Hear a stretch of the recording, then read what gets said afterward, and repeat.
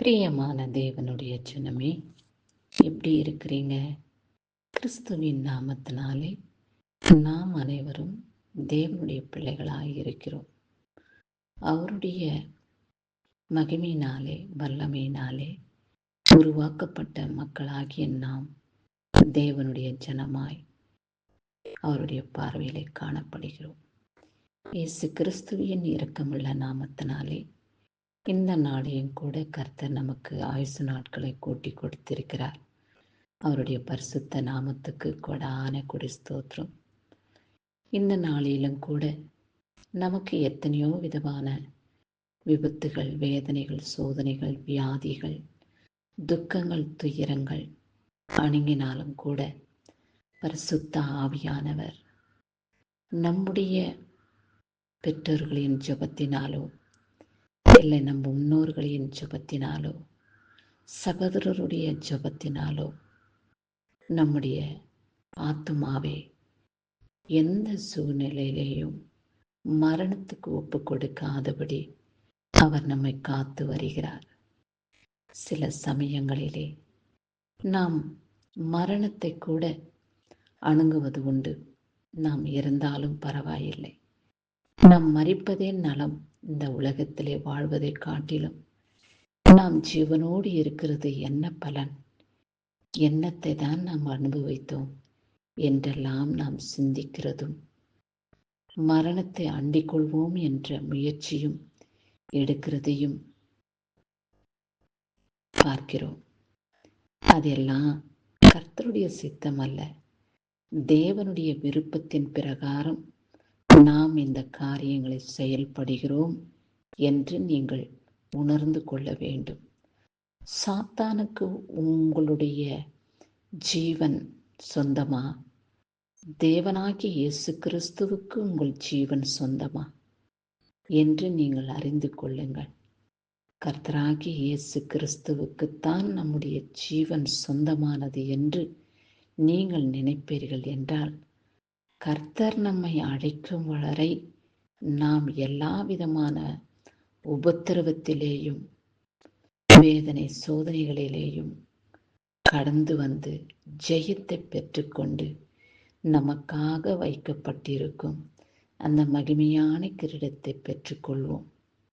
அப்படியாக நாம் வீண் வார்த்தைகளுக்கு இடங்கொடாமல், இந்த வீண் வார்த்தைகளினாலே நமக்கு ஏற்படுகிறதான உபத்திரவங்களை நீங்கள் அறிந்து கொள்ளுங்கள்.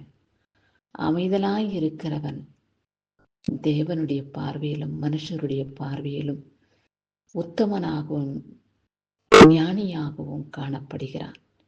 தேவன் பார்க்கிறார், என்னுடைய மகன் உத்தமன் என்று. மனுஷருக்கு முன்பாக நாம் வெளிப்படும் பொழுது ஞானியாக வெளிப்படுகிறோம். ஆகையாலே எல்லா விதத்திலேயும் நாம் மௌனமாய் இருப்பதே நலம் என்று கருதி கொண்டு கர்த்தருக்கு சித்தமானபடி வாழ முயற்சிப்போம். இந்த நாளிலே கர்த்தர் நமக்கு என்ன வார்த்தை கொடுத்திருக்கிறார் என்று பார்ப்போம். எபிரேயர் 11 அதிகாரம் 6வது வசனத்திலே, விசுவாசம் இல்லாமல் தேவனுக்கு பிரியமாய் இருப்பது கூடாத காரியம். ஏனென்றால் தேவனிடத்தில் சேருகிறவன் அவர் உண்டென்றும் அவர் தம்மை தேடுகிறவருக்கு பலன் அளிக்கிறார் என்றும் விசுவாசிக்க வேண்டும். ஜீவனுள்ள தேவனாகிய கிறிஸ்து சொல்லியிருக்கிற வார்த்தையை நாம் பின்பற்றி வாழும் பொழுது நமக்கு வருகிறதான எல்லா விதமான தீங்கிலேயும் கர்த்தர் நம்மை விடுவிப்பார். கர்த்தர் நம்மை காத்திருக்கிறார், நம்மை கவனிக்கிறார், நம் சத்தத்தை கேட்கிறார் என்று நாம் விசுவாசிக்க வேண்டும். அப்படி விசுவாசிக்கும் போது தேவனுக்கு பிரியமானவர்களாயிருப்போம். தேவன் நம்மை காணவில்லை, காலம் போன போக்கிலே சூழ்நிலைகள் மாறி வருகிறது என்று நினைக்கிறவர்கள் தேவனை அறிவதும் தேவனுடைய மகிமையை பெற்றுக்கொள்வதும் கூடாத காரியமாக வெளிப்படும். ஆகையாலே தேவனிடத்தில் சேருகிறவர்கள் அவர் உண்டென்றும் அவர் தம்மை தேடுகிறவர்களுக்கு பலன் அளிக்கிறார் என்றும் விசுவாசிக்க வேண்டும். அப்பேற்பட்ட விசுவாசம் நமக்குள்ளே நிலைத்திருந்தால் சகலவிதமான உபத்திரவங்களையும் நாம் தாண்டி வருவோம். அந்த உபத்திரவங்களிலே தேவன் நம்மோடு கூட இருக்கிறார். அவரும் உபத்திரவத்தை நம்மளோடு கூட கடந்து வருகிறார் என்பதை உணருங்கள். தேவன் நம்மோடு இருக்கிறார் என்றால் அந்த உபத்திரவத்திலும் தேவனுக்கு பங்குண்டல்லவா? ஆகையாலே எந்த சூழ்நிலையிலேயும் எந்த சமயத்திலேயும் உங்கள் மனதை தேவன் பக்கமாய் திருப்புங்கள். இயேசு நம்மை ஆட்கொள்கிற தேவன், அவர் நம்மோடு கூட இருக்கிறார் என்ற மன தைரியத்தின் நம்பிக்கை நம் இருதயத்திலே வந்துவிடும் என்றால் விசுவாசம் தானாய் நம்மை பற்றி கொள்ளும். விசுவாசத்தின் பிள்ளைகளாய் நாம் எப்பொழுதும் வாழ வேண்டும். கர்த்தாவே, நான் செய்த பாவங்களை மன்னியும். என் பாவங்களுக்கு தக்கபடி எனக்கு பலன் கொடாதபடி எந்நாள் வரைக்கும் என்னை ஜீவனோடு காத்திருக்கிறீரே, உமக்கு கொடான கொடி ஸ்தோத்திரம் ஆண்டவரே. இம்மட்டும் நான் உயிரோடு இருக்கிறது உம்முடைய சித்தம் ஆண்டவரே என்று உங்கள் பாவங்களை தேவனுக்கு முன்பாக அறிக்கையிடுங்கள். அறிக்கை என்றால் என்ன? ஆண்டவரே, என் பாவத்தை மன்னியும். இனி நான் இந்த பாவத்தை தொடாதபடி, இந்த பாவத்திலே வாழ்ந்து வராதபடி என்னை உம்முடைய கரங்களை பிடித்து என் கரங்களின் மீது வைத்து என்னை தூக்கி எடுங்கப்பா என்று வேண்டிக் கொள்ளுங்கள். நிச்சயமாகவே முடிவுண்டு என் மகனே, என் மகளே. உன் நம்பிக்கை வீண் போகாது என் மகனே, என் மகளே என்று கர்த்தர் உங்களோடு பேசுவார். கர்த்தர் உங்களை உபத்திரவத்திலிருந்து விடுதலை கொடுப்பார். இந்த உலகத்தின் சிற்றின்பங்களோடு நாம் வாழும் பொழுது சாத்தான் தான் நம்மை ஆட்கொள்ள முடியும். எப்படி?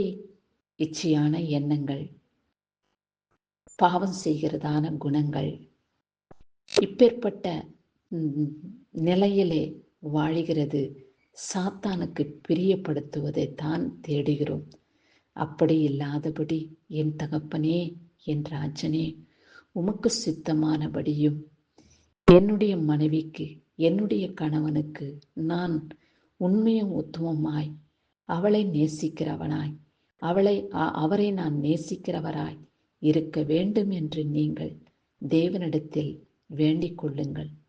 கர்த்தர் அந்த ஜெபத்தை கண்டிப்பாய் ஏற்றுக்கொண்டு உங்களை ஆசீர்வதித்து காத்துக்கொள்வார்.